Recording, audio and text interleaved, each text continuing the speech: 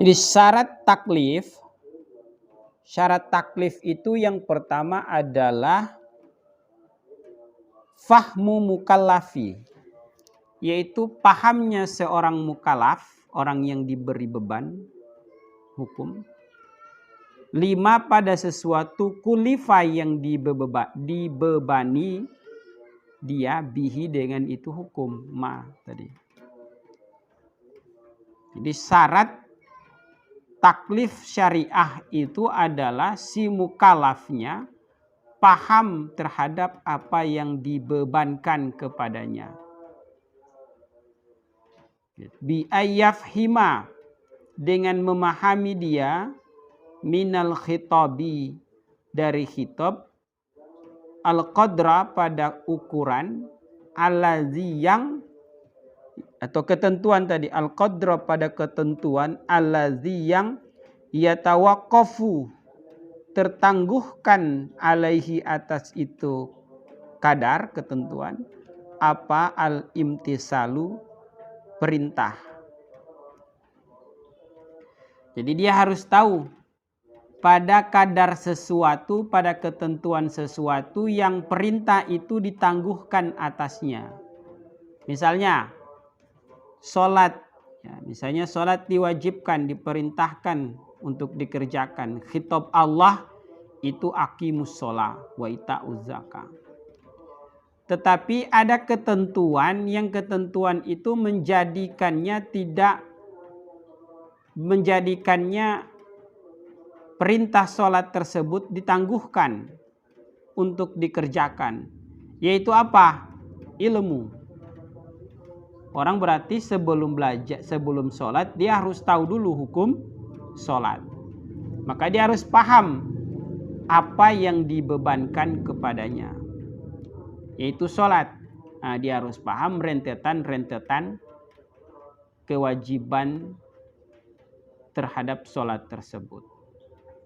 Berarti dia harus belajar, harus ngaji. Begitu.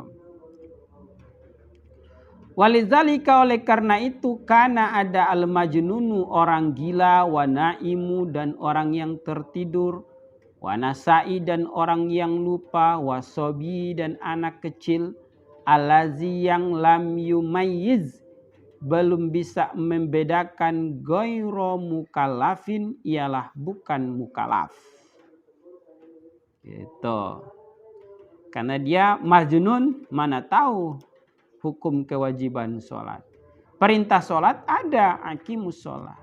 Tapi mana tahu dia soal wajib dan tidaknya sholat.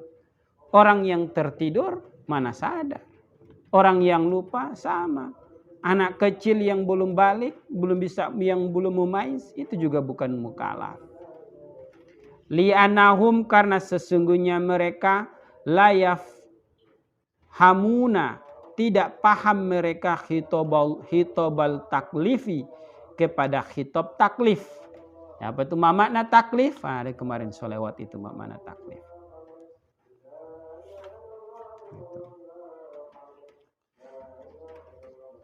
Itu. Ala wajhi muktabar, menurut pendapat yang muktabar. Amma sobi sobiyu al-mumaizu, adapun anak kecil yang mumaiz. Kemarin tuh di mana itu kalimat anak lupa di kitab apa yang disebut mumaiz. Sudah ada ketertarikan kepada lawan jenis gitu. Sudah bisa membedakan mana baik dan mana buruk, bahaya dan tidaknya. Fahuwa, maka adapun itu sobi, wa ingkana, walaupun ada,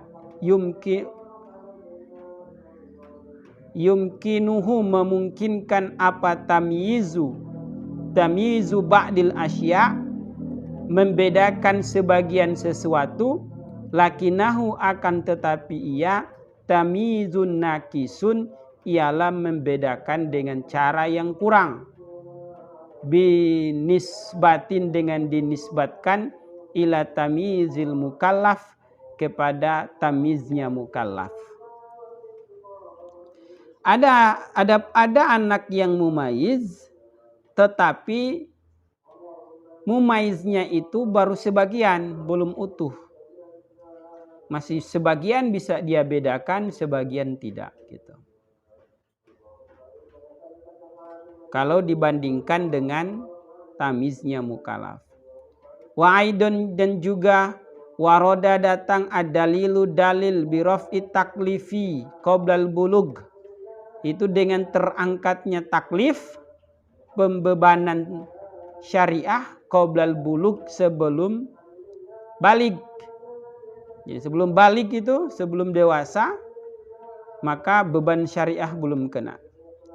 Qala Nabi sallallahu alaihi wasallam rufi'al qalam, diangkatnya kolam ala salasin an salasin dari 3, an-naimi yaitu dari orang yang tidur, hatta yastayqaza hingga ia bangun, wa an sabi dan dari anak kecil, hatta yahtalima hingga ia dewasa, maksudnya mimpi basah, wa anil majnuni hatta yufiqa dan dari orang gila hingga dia sadar, sembuh. Rawahu Abu Daud wa Nasa'i hadisun sahihun. Nah, gitu. Jadi ternyata ada syarat taklif. Syarat taklif. Syarat pembebanan hukum syariah. Yaitu fahmul mukallaf lima kullifa bih. Dia harus paham terhadap apa yang diberi beban terhadapnya. Karena gila itu nggak paham, anak kecil mana paham, tidur ya apalagi gitu. Maka mereka bukan mukallaf. Gitu. Di saat tidur dia belum mukallaf, di saat lupa dia belum mukallaf, nanti sadar jadi mukallaf. Makanya ketika sadar dari lupa, buru-buru kerjakan apa yang diperintahkan. Ketiduran, ketika bangun buru-buru kerjakan apa yang ditinggalkan. Sebab dia sudah kena taklif, pembebanan syariah. Paham terhadap apa yang dikerjakan. Itulah yang disebut dengan taklif. Gitu. Wallahu a'lam. Iqra, baca.